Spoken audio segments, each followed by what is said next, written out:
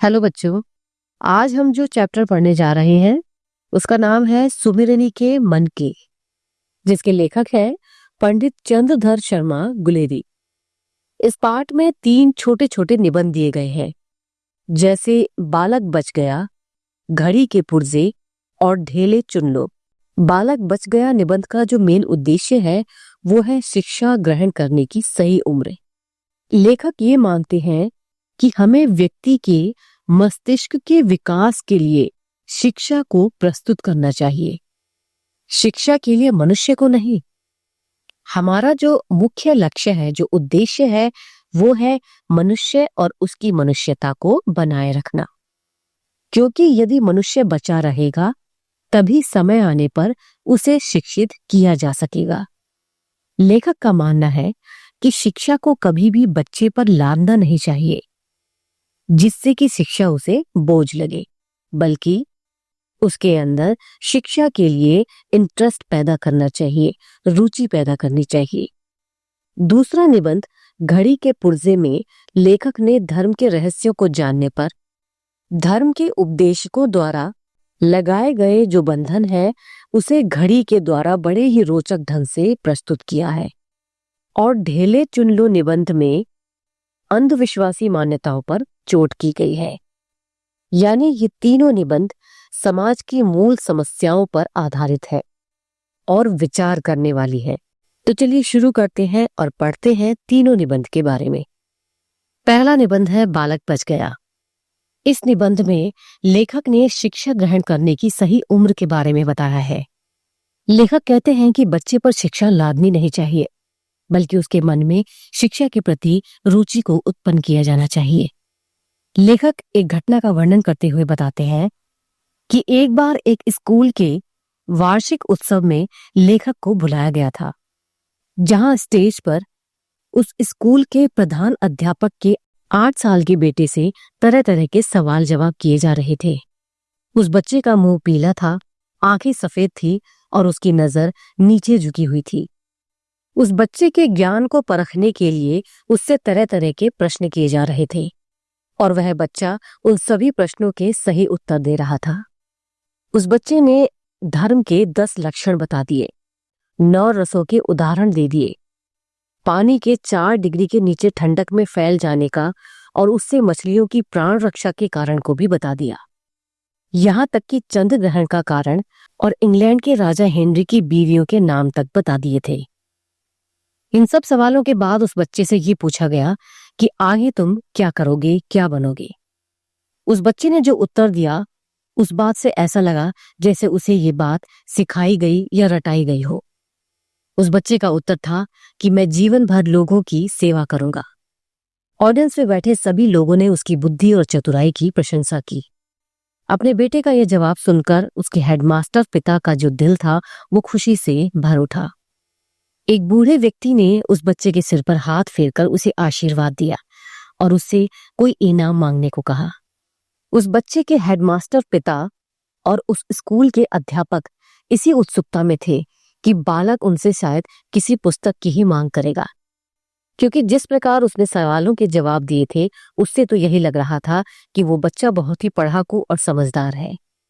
लेकिन उस बच्चे के मन में एक अलग ही उलझन चल रही थी और कुछ समय बाद वो बच्चा अपने असली रूप यानी अपने बच्चेपन पर उतर आया और उसने इनाम में अपने लिए लड्डू मांगा। लेकिन उसकी ये इच्छा सुनते ही उसके पिता और अध्यापक निराश हो गए, क्योंकि जिस बात की वो आशा उस बच्चे से कर रहे थे वो उसने नहीं किया। असल में वो लोग उस बच्चे की अंतर्मन की भावना को नकार रहे थे, जो कि एक बच्चे के मन में होता है। बच्चे द्वारा लड्डू मांगा जाना उसकी जीवित पुकार की निशानी थी। हम किसी बच्चे पर बनावटीपन को देर तक नहीं लाद सकते।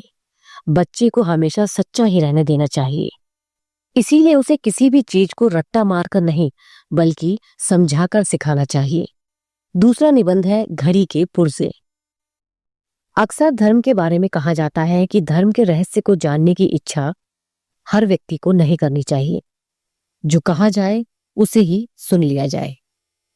जिस प्रकार घड़ी समय बताती है, किसी से पूछकर समय पूछ लो, काम चला लो या खुद ही घड़ी देखना सीख लो, लेकिन उस घड़ी को पीछे से खोलकर उसके पुर्जों को जानने समझने की कोशिश नहीं करनी चाहिए, क्योंकि ये काम तुम्हारा नहीं है, घड़ी ठीक करने वाले का है। इसी प्रकार धर्म के बारे में खोज या तर्क करना धर्माचार्यों का काम है, तुम्हारा नहीं। लेकिन क्या ये जो बातें कही गई हैं, ये व्यक्ति की जानने की इच्छा को शांत कर सकती है?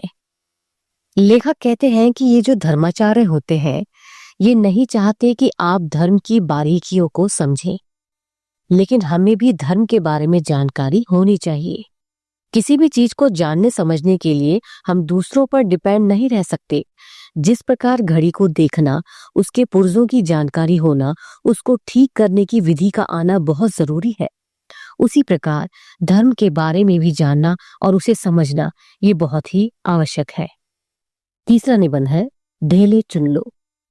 इस निबंध में वैदिक काल की एक प्रथा के बारे में बताया गया है, जिसमें लड़कियों को मिट्टी के ढेलों के आधार पर अपना जीवन साथी चुनना पड़ता था। लेखक उदाहरण के तौर पर बताते हैं कि हरिश्चंद्र के नाटक दुर्लभ बंधु में पुरुषश्री के सामने 3 पेटियां होती हैं, सोना, चांदी और तीसरी पेटी लोहे की। एक पेटी में उसी लड़की की प्रतिमूर्ति है। स्वयंवर के लिए जो भी आया उसे एक पेटी चुनने के लिए कहा गया। एक अकड़बाज लड़के ने सोने की पेटी चुनी और उसे वापस लौटना पड़ा। एक लोभी ने चांदी की पेटी चुनी, जिस कारण उसे भी कुछ नहीं मिला।